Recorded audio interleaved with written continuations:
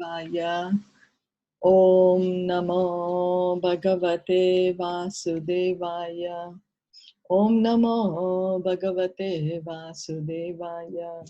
Narayanam Namaskritya Naram Chaiva Narottamam Devim Saraswatim Vyasam Tato Jayam Udirayet. Nashta Prayeshu Abhadreshu Nityam Bhagavata Sevaya. Bhagavate Uttama Shloke Bhaktir Bhavati Neshtike. Om Ajnana Timirandasya Gyananjana Shalakaya Chakshurunmilitam Yena Tasmai Shri Guruve Namaha.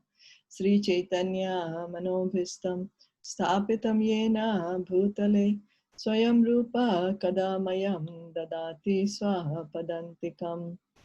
Vandeham Shri Guru Shri Yuta Padakamalam Shri Gurun Vaishnavamscha Shri Rupam Sagrajatam Sahagana Raghunathan Vitam Tam Sajivam Sadvaitam Savadutam Parijana Sahitam Krishna Chaitanya Devam Shri Radha Krishna Padan Sahagana Lalita Shri Vishakan Vitamscha.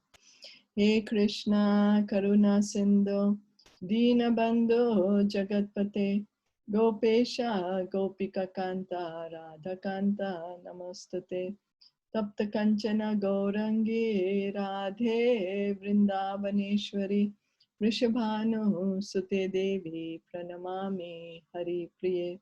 Nama Om Vishnupadaya Krishna Pristhaya Bhutale Srimate Bhaktivedanta Swamin iti namine. Namaste Saraswati Deve Gauravani Pricharine Nirviseshasha Shunyavadi Paschatya Deshatarine.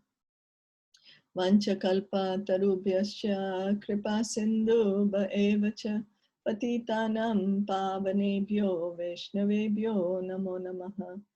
Jai Sri Krishna Chaitanya Prabhu Nityananda Shri Advaita Gadadhara Shri Vasadi Gaura Bhakta Vrinda. Hare Krishna Krishna Krishna Hare Hare Hare Rama Rama Rama Hare Hare. So we continue our reading of Srimad Bhagavatam. We are on Canto 2, Chapter 6, text 43 to 45. That's what we have to read today, text 43 to 45. I'm just trying to see, did we do this yesterday?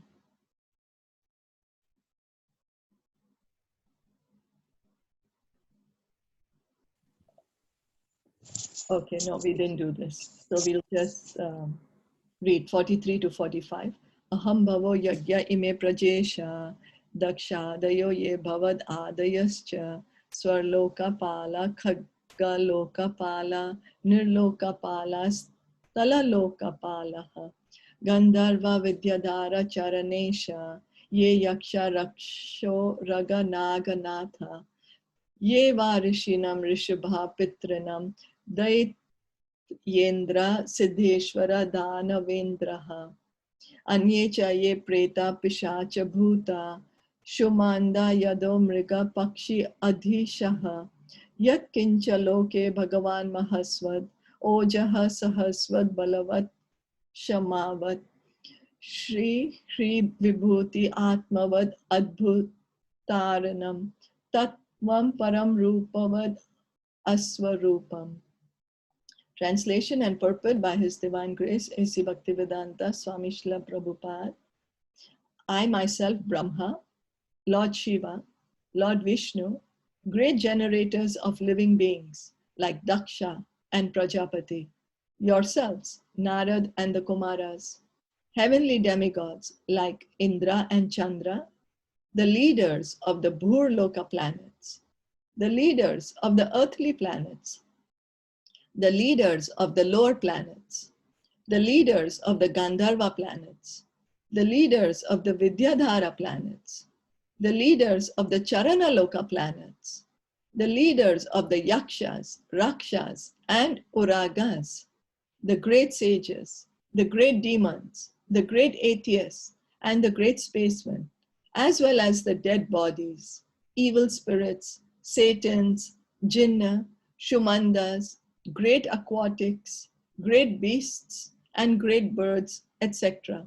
In other words, anything and everything which is exceptionally possessed of power, opulence, mental and perceptual dexterity, strength, forgiveness, beauty, modesty, opulence, and breeding, whether in form or formless, may appear to be the specific truth and the form of the Lord, but actually they are not so.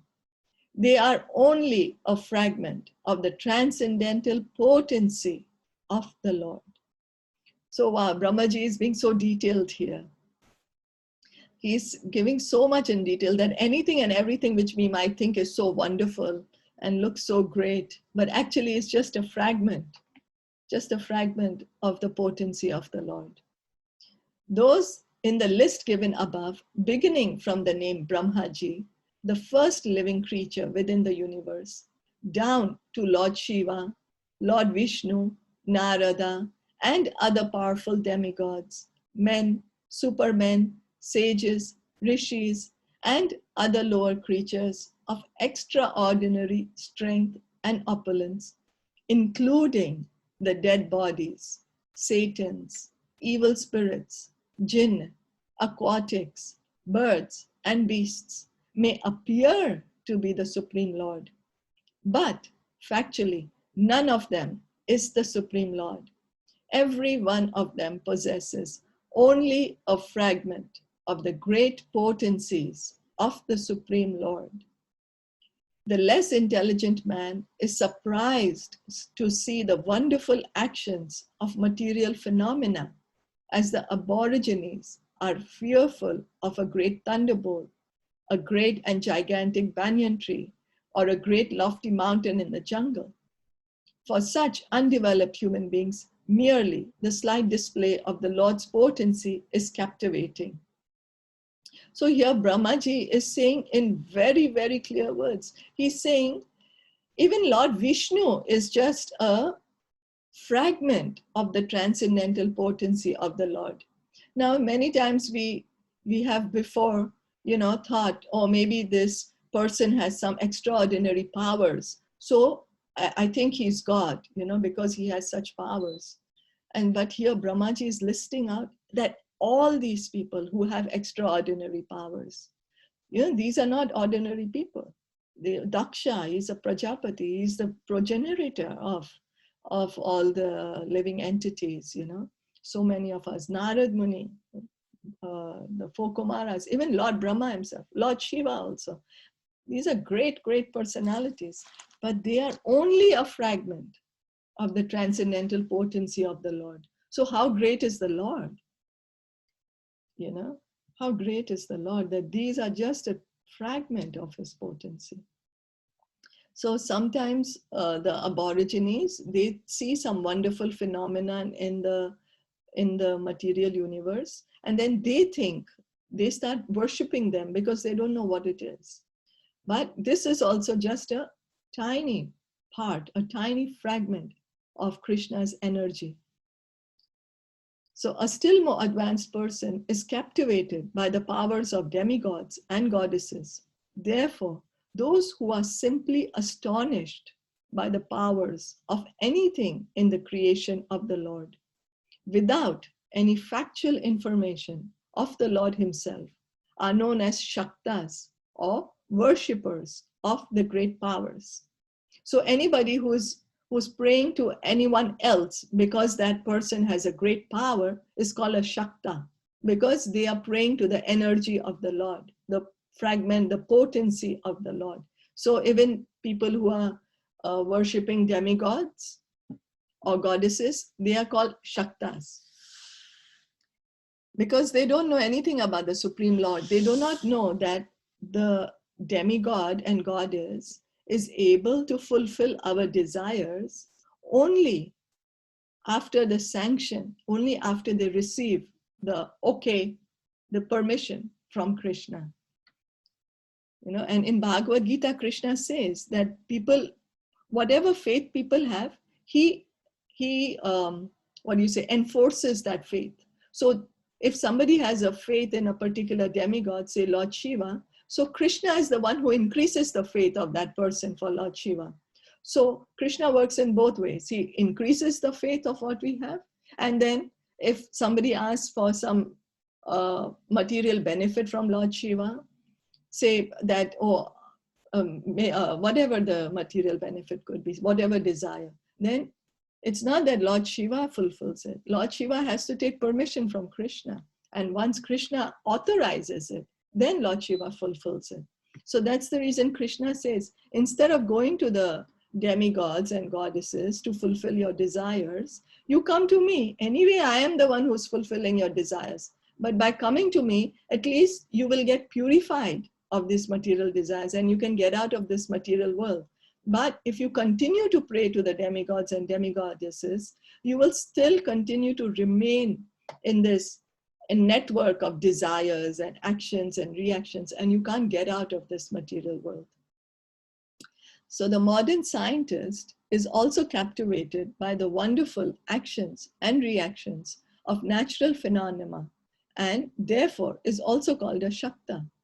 These lower grade persons gradually rise to become Sauryas, worshippers of the sun god, or Ganapatyas, worshippers of the mass of people as Janata, Janardana, or Daridra Narayan, etc., in the form of Ganpati, and then rise to the platform of worshipping Lord Shiva in search for the ever-existing soul, and then to the stage of worshipping Lord Vishnu, the super soul, etc., without any information of Govinda, Lord Krishna, who is the original Lord Vishnu. So here, Prabhupada is saying how gradually the people who are captivated, maybe they think ghosts and evil spirits are all powerful. So we have seen that people worshipping ghosts and evil spirits, thinking that they are the supreme, that they can fulfill all my desires. And then slowly, gradually, as they get more purified and elevated, then they might start worshipping the sun god or Lord Ganesh. And then as they are getting more purified, they might start worshipping Lord Shiva, and then Lord Vishnu as trying to search for the Paramatma. But none of them know that Govinda, that Krishna, he is the original person, original absolute truth, original supreme personality of Godhead. In other words, some are worshippers of race, nationality, birds, beasts, evil spirits, Satans, etc. The general worship of Shanidev, the Lord of distressful condition, and Sitala Devi, the goddess of smallpox, is also common to the mass of people. And there are many foolish men who worship the mass of people or the poor class of men. So different persons, societies, and communities, etc., worship some of the potent manifestations of the Lord, wrongly accepting the powerful object as God. But in this verse, it is advised by Brahmaji that none of them is the Supreme Lord. They are only borrowed plumes from the original Almighty Lord Sri Krishna. When the Lord advises in Bhagavad Gita to worship Him alone, it is to be understood that worshipping Lord Krishna includes worshipping all that is mentioned, because He, Lord Krishna, includes everyone. Are there any comments or questions on this? On this Very clear. Yeah, very clear. Very clear, right? Leaves no doubt. Brahmaji is being so specific, He's including everything that we could even think of. Oh, maybe this one is God because he has so much power. He's more powerful than me, So maybe, but he's making it so clear, so detailed. Mm. So when the Lord is described as formless in the Vedic literatures, it is to be understood that all these forms mentioned above within the experience of universal knowledge are different exhibitions of the Lord's transcendental potencies only, and none of them factually represents the transcendental form of the Lord. So Krishna says actually in the Bhagavad Gita, "Oh Arjuna, whatever you see in this material world, which is magnificent, is just a spark of my splendor. And that all these magnificent things," he says, "it's coming from me. I'm the origin of all that." Whenever he says that we see anything wonderful, it is a representation of Krishna's energy. Like he says, "I'm the lion among the beasts, the shark among the aquatics," like that. So anything powerful is a representation of Krishna's energy. And when the Lord actually descends to the earth or anywhere within the universe, the less intelligent class of men also mistake him to be one of them. And thus they imagine the transcendence to be formless or impersonal. Factually, the Lord is not formless, nor does he belong to any of the multi-forms experienced within the universal forms. One should try to know the truth about the Lord by following the instruction of Brahmaji. So there are many people who mistake. They say that God is actually light, and then when Krishna comes to this earth, he takes a material body, but that the light is superior than Krishna. But they are speaking this because they do not have enough knowledge. The authority here, Brahmaji, is saying that Govindam Adi Purusham Tam Aham Bhajami. Lord Krishna, Govinda, is the Supreme Personality of Godhead. Ishvara Parama Krishna Sachidananda Vigraha Anadir Adir Govinda Sarva Karana Karanam. So all the authorities, they say that the person Krishna, he is the Supreme God, and the light that is coming from him is coming from his body. As we say that the sunshine is coming from the sun planet, not that the sun planet is coming from the sunshine, not that the bulb is coming from the electricity. So same way, the light which is coming from the body of Krishna. And so when he comes to this material universe to show us his pastimes, he is coming in his original Satchidananda form. There is no difference between his form, his inside and outside. That is Krishna himself. Is that okay? Any questions on that or comments? Or supposing like we are praying to Shiva or any demigods or to a guru, like how we respect, you can say, please bless us with more bhakti for Krishna. Maybe that way. Yes, we can do that. That is a proper way to do that. Because instead of asking them material benefits, yeah, we can ask for that. Like, please bless, give us the bhakti grant us bhakti for Krishna. Yes, because they are great devotees of the Lord. So we can worship, we can respect like a channel, no? Actually, worship, we don't need to worship them, but we need to respect them. Respect them, yeah. Yes, we need to give them all respect, but we don't need to worship them, because what happens is, our material desires are very, very strong.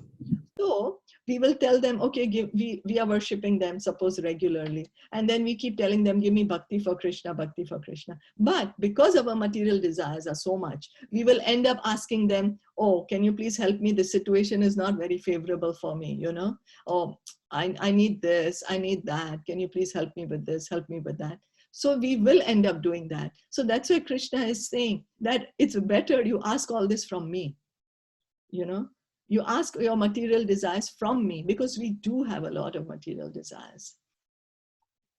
And then, but initially, yes, we can pray to them, because we are so used to praying to them. So as yet, we don't want to give that up. So initially, yes, we can pray to them. Oh, my dear Lord Shiva, please let me get attached to the lotus feet of Sri Krishna. My dear Lord Shiva, you are always in meditation. Who are you meditating on? Whose lotus feet are you meditating on? Please let me also fix my mind at the lotus feet of Sri Krishna, because Lord Shiva is always meditating on Krishna, on Sankarshan. That's his Ishtadev. You know? Yes, so we can pray to them in that way, but try to, keep Krishna in the center so that our material desires also can be reduced. Is that all right? Yes. Okay. Thank you. So, yesterday, I heard a nice example that, nice example, in fact, Auntie Rashmi shared with me because she heard it in another class, that Draupadi, when she was in the Asat Sabha, in the assembly, where she was going to everyone, save me, to Bhishma Dev, to Dronacharya, to her husbands. All these are powerful personalities, They're very, very powerful personalities. They're not ordinary people. Her husbands are like sons of demigods, right? So they are very powerful, but none of them could save her. Nobody could save her. But who saved her? Govinda saved her. Krishna saved her. So we might go to all the demigods, but only Krishna can actually save us. Only Krishna. So we can just pray to them that as you are so attached to Krishna, please also give me attachment to Krishna. I don't have that attachment to Krishna. Please let my mind also be fixed at the lotus feet of Krishna. Then they are also happy. Then that's the best way to please Lord Shiva. Because he himself tells Parvati, when Parvati asks him, my dear Lord, what is the best worship? So he tells her that the worship of Lord Vishnu is the best. Lord Vishnu or Lord Krishna, And then, but better than the worship of Lord Krishna is the worship of things related to Krishna. So means worshipping his pure devotees. So when we're following in the footsteps of the pure devotees, then that is very pleasing to the Lord, and then that gives rise to pure bhakti in our heart.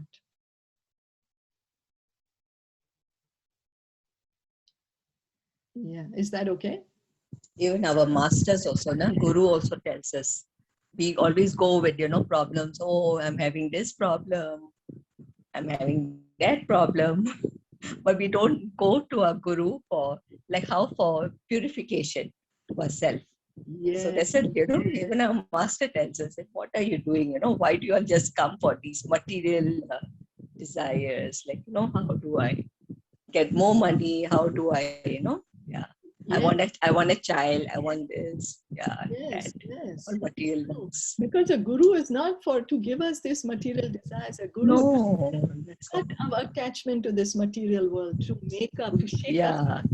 Shake us up. Shake us up, yes. You're not the body, you're the soul. Why are you wasting your time here? Get out of here. Yeah, awaken yourself, Yes. What? Yes. Yeah. And so that's what we have to, just keep reminding ourselves, keep us in association. Yeah. They say na uth jag musafir. Uth jag musafir. Get up, get up now. Yes. Yes, wake up, sleeping soul. Wake up. Sleeping soul. Yeah. Yeah, there is a Vaishnav bhajan also, that you're sleeping in the lap of Maya and you're drinking poison. Wake up, sleeping soul, Lord Caitanya says. So that's what we have to do. So by hearing Bhagavatam, by hearing Bhagavatam and by every day hearing and chanting the holy name and Bhagavatam, slowly we can be, kind of become like semi-conscious. In our stage, the pure devotees, they open Bhagavatam, they can see Krishna. They're actually, when Sukadev Goswami, when he's narrating these pastimes, he's actually seeing these pastimes. Not that he's just speaking it as a story, as we are speaking. He's actually seeing. When Vyasadeva was speaking the Bhagavatam to Sukadev Goswami, he was actually seeing these pastimes being carried out. That's why most of the Bhagavatam is spoken in Samadhi Bhasha. You know, they're in Samadhi, they're seeing these pastimes happening, the pure devotees. So we just have to follow them, you know. Chant Hare Krishna and read Bhagavatam and Bhagavad Gita. So shall we read this last one? This is then the canto, the chapter finishes. Yes. The Purusha Shukta. So text 46, Pradhan yato yan risha atmananti Leelavataran Purushasya Bhumnaha Api Yatam Karna Kashaya Shoshan Anukramishiyeta Imam Supeshan. O Narad, now I shall state one after another the transcendental incarnations of the Lord, known as Leela Avataras. Hearing of their activities counteracts all foul matters accumulated in the year. These pastimes are pleasing to hear and are to be relished. Therefore, they are in my heart. As it was said in the beginning of Srimad Bhagavatam 1.5.8, one cannot be fully satisfied by hearing unless and until one is given a chance to hear of the transcendental activities of the Lord. So Brahmaji is also trying in this verse to stress the importance of narrating the transcendental pastimes of the Lord as he comes and manifests himself here on the surface of the material planets. Every living entity has a tendency to hear pleasing messages, and as such, almost every one of us is inclined to hear news and talks broadcast by the radio stations. And nowadays is internet, you know, now you don't even need to hear the radio, but on the internet, we are always trying to see what's the news, what's happening. But the difficulty is that no one is satisfied at heart by hearing all those messages. The cause of such dissatisfaction is the incompatibility of the message with the innermost stratum of the living soul. So although we all have this desire to hear, oh, tell me what happened. That's why we see the news is 24 hours news. If there were 48 hours, the news would be 48 hours. They would just give something or the other because people have that tendency. We all want to hear what's happening. What was he saying? What was she saying? What did this one do? What did that one do? But we see it does not give peace to ourselves. It just creates more anxiety and distress and fear. Or envy, you know, if we hear somebody is doing better than us, we feel envy. And then if we feel somebody is doing lower than us, then we feel, oh, vecharo, oh, at least I'm good, you know, we feel proud, oh, I'm better. So they in fact create a lot of disturbance, but only when we hear message of Hari, that message from the ears goes straight to our heart, you know, and then we feel pacified, we feel happy. Because it's the soul that, you see, we are always trying to think that we are going to get happiness from this body. But this body is just dead matter. It's just elements, earth, water, fire, air, ether, mind, intelligence, and ego. And there is no happiness in these things. Happiness is in the soul because the soul is Satchid Ananda. It has the quality of being happy, the soul. The body does not have the quality of being happy. For example, how can we explain? If we are going to eat a chili and think we are going to get sugar from it, it's never going to happen because the nature of the chili is to be spicy, not sweet. So no matter how much we eat chili and one day think we are going to taste it as sweet, it's not going to happen. It's still going to be spicy. So same with this body, we are thinking that we are going to get happiness from this body, but the happiness is actually experienced by the soul only when the soul is connected with Krishna, who is the source of all happiness. So when we hear about Krishna, we feel happy. This transcendental literature is especially prepared by Srila Vyasadeva to give the utmost satisfaction to the people in general by narration of the activities of the Lord as instructed by Sri Narad Muni to Srila Vyasadeva. So Srila Vyasadeva, he had compiled all the Vedas, the Itihasas, the Puranas, the Upanishads, all the knowledge. He had compiled them, organized them, yet he was feeling dissatisfied. His guru Narad Muni told him, because you have not glorified Sri Krishna Bhagavan directly, you have not glorified bhakti directly, given people that this is Sri Krishna and just engage devotional service unto him. You have not given the best thing. That's why you're feeling dissatisfied. And this is the reason Srila Vyasadeva compiled the Srimad Bhagavatam. And for that reason, Srimad Bhagavatam is called the cream of all the Vedic literatures, the essence of the cream of all the Vedic literatures, the mature fruit of the desire tree of all the Vedic literatures. Such activities of the Lord are principally of two varieties. One concerns the mundane manifestation of the material creative force, and the other deals with his pastimes in the form of different incarnations in terms of the time and place. So the activities of the Lord. The activities of the Lord are how he's creating his creative potency, how he's creating this material world, and his other pastime is how he's reciprocating with his devotees, how he's taking the different incarnations time and again. There are innumerable incarnations of the Lord, like the waves of the river flowing constantly in and out. Less intelligent persons take more interest in the creative forces of the Lord in the material world, and being disconnected from their relationship with the Lord, they put forward many theories of the creation in the name of scientific research. So science, they know that they don't create anything. They say we discover. But what they're discovering is already what is being said. We just have to follow the authority. And so we do not have to waste so much time, money and energy to discover what has already been recorded. Only we have to open that book. In the Vedas, all the scientific knowledge is given. Everything is given. The theory of evolution is also there. In the Mundaka Upanishad, everything is there. The devotees of the Lord, however, know well how the creative forces work concurrently by the action and reaction of the material energy of the Lord.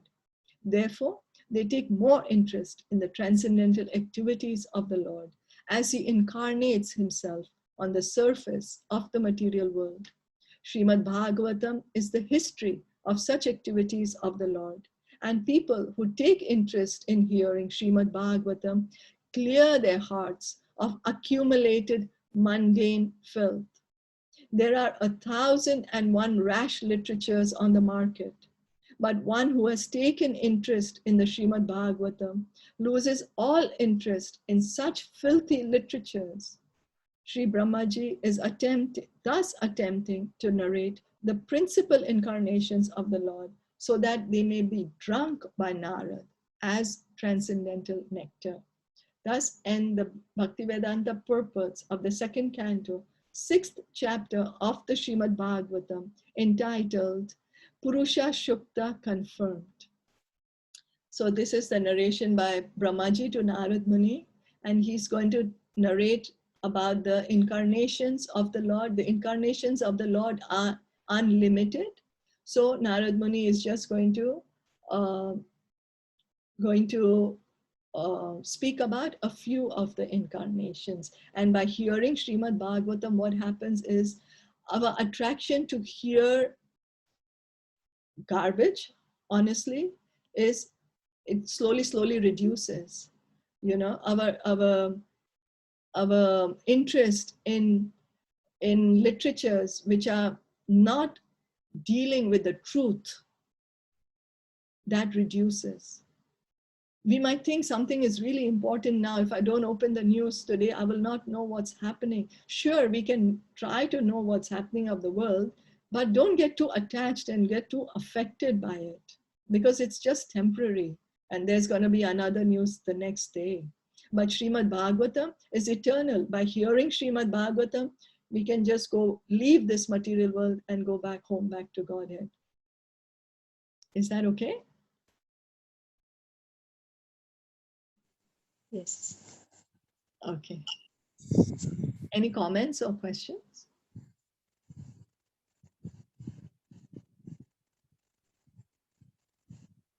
If no, then we can stop here. Yeah. Srimad Bhagavatam ki jai, Shila Prabhupada ki jai, Gaura Bhakta Vrinda ki jai. Hari Hari Bol. Thank you for joining in, and thank you to the listeners Thank you. so much. Moment, I need to